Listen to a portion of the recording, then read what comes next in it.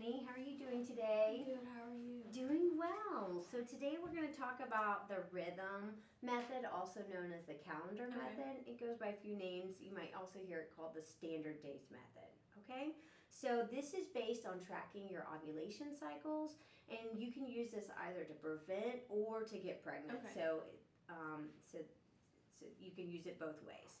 All right, so there's no expense to it and there's no side effects, okay? And the effective rate is about 76 to 88%, okay? So the advantages are that it's free, safe, there's no hormonal chemicals, there's no artificial substances or devices.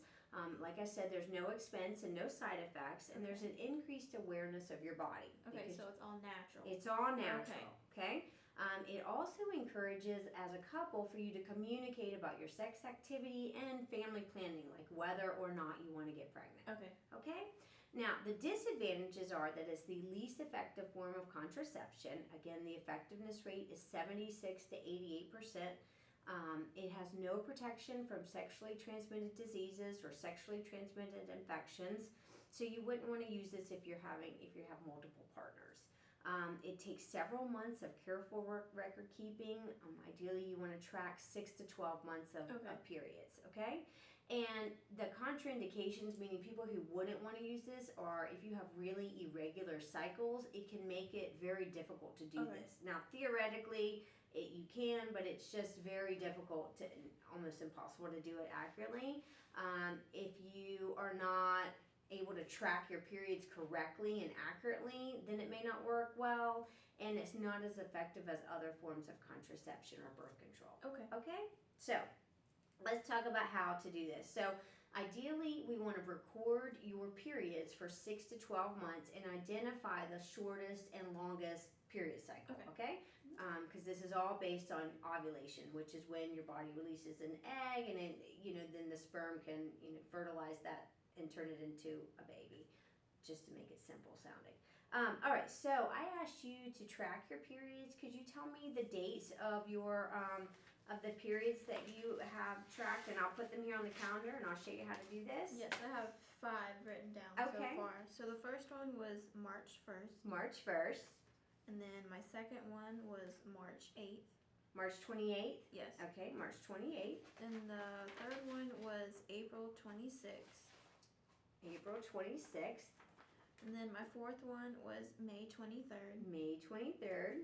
And then the fifth one was June 17th. June 17th. Okay. Okay, so we have those periods. So I'm going to go through this and look at this, and what you're going to do next is you're going to figure out which cycle is the shortest one and which one's the longest one, because we're going to try to get an average of 6 months of cycles of a fertile window. Okay, which is a time when you could get pregnant. Okay, so looking at these, it looks like we have a 26-day cycle, we have a 30-day cycle, a 28-day cycle, and another 28-day cycle, okay? So here's what we're going to do. The next step that you want, once you identify when you're, after recording your periods, is we're going to take your cycles, and you could just take a sheet of paper, and we're going to write down how long they are. So again, they were 26, 28, 28, and 30. That was the length of your menstrual cycles, okay? So now we're going to take 18 days from the shortest cycle. So in yours, which one is your shortest cycle? Would be the 26. 26. So we just subtract 18 from that, and that'll give us day 8, all right? And which one is your longest cycle? The 30 days. The 30th. So we're going to subtract 11 from that, and that will give us day 19. All right, so now we know that your fertile window for all your periods as an average in an ideal world would be between day 8 and day 19. Okay, so we can use this information and apply it to all of your cycles now. So that's why it's important that you continue to record your menstrual cycles, and that you update this if there's changing, if they're changing, that every once in a while you go back and you make sure that your fertile window is accurate. Okay, so using this information that your fertile window is between day 8 and day 19, we're going to go and put it on the calendar now. Okay? All right. So looking at this, so the third step is we're going to figure out when your fertile phase is. You do this math with day 18 and day 11, 18 days and 11, and then you've identified your window of fertility. Okay, I'm repeating myself. Okay, so on this calendar, you started on March 1st, so we're going to count 8 days. So 1, 2, 3, 4, 5, 6, 7, 8. So this is when your fertile window begins.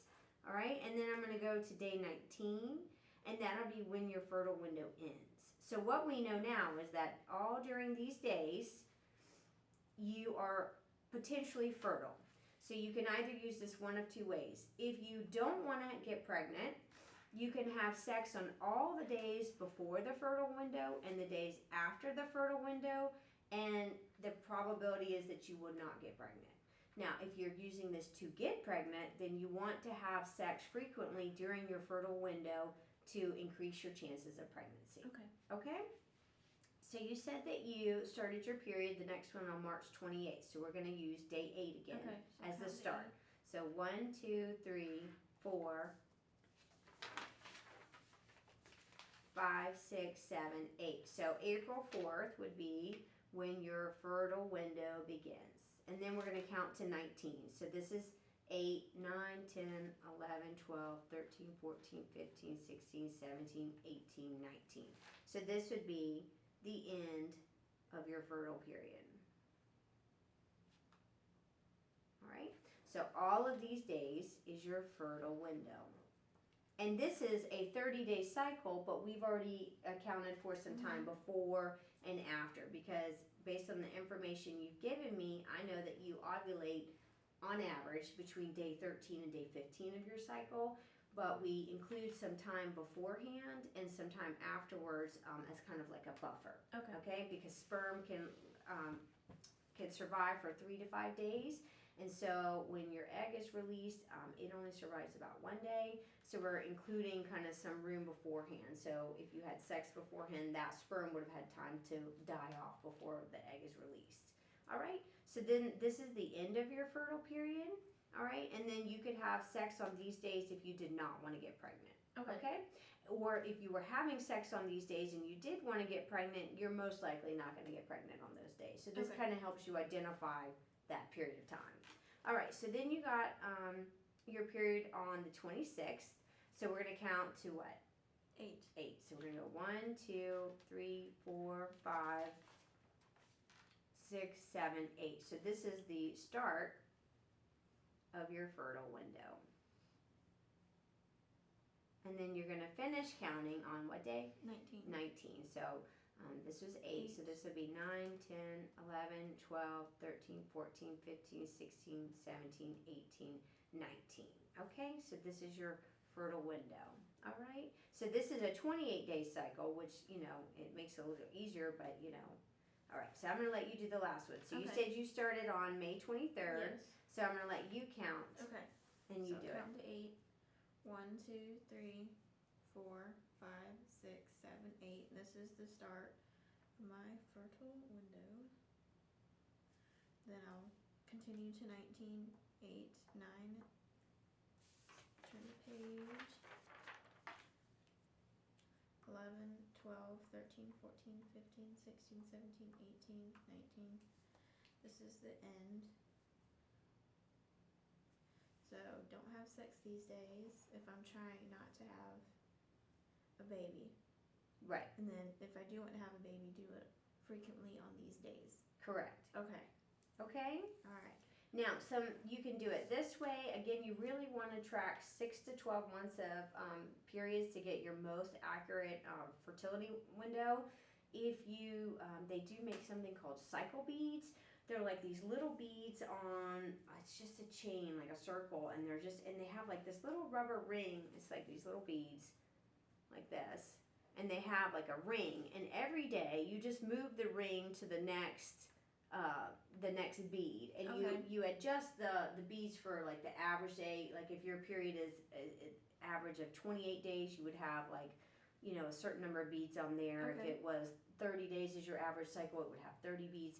And they have red colored beads or like different colored beads for when your fertile window is, so that Okay. you would know, you can visually see, okay, this is the time when I do or don't want to have sex, okay? So that's one thing you can use. They're called cycle beads, and you can purchase those online. Another great tool that you can use, do you have a smartphone by any chance? I do. Okay, great. So if you go to your app store or however you purchase your things, I'll show you. You can search menstrual cycle tracker, or you can search period tracker or pregnancy, anything like that, because again, people use this for either to prevent pregnancy or to get pregnant. And you will see that there's a variety of different tools, of applications you can use that you can download on your phone. And you'll just go in there and put on these trackers, you'll put when you start your period, and they do all of this math for you. Same principle that they're using, and they will identify a fertile window for you. Okay, so these are really helpful and just very convenient, and they're usually free, and they do all of this like right here on your phone. So I would definitely look into this if you can, because it's just really easy for you to do something like that. Okay? Okay. Do you have any questions about anything? No. No? I'm trying to make sure I covered everything with you. So we did 5 months, but again, you want to do 6 to 12. And, one disadvantage to this is that it's not going to be effective right away. So while you're tracking your periods, these first 6 months, you don't know yet when your fertile window is. So you need to use some other form of contraception during that time if you're trying to prevent pregnancy. But once you've had 6 to 12 cycles, it should give you that ideal fertility window. And we talked about there's no expense unless you want to buy the cycle beads, or if you purchase an app that costs money. But in general, there's no expense, no side effects, and that should be it. I just wanted to make sure I covered everything and that you didn't have any questions. So just once in a while, if you're going to do this, just make sure that you go back, especially if you're doing this manually on your calendar, that you keep track and kind of update your fertility window if you're not doing it on your phone. Okay. Okay? Thank you so much. Great, It was a thank you. pleasure to meet you.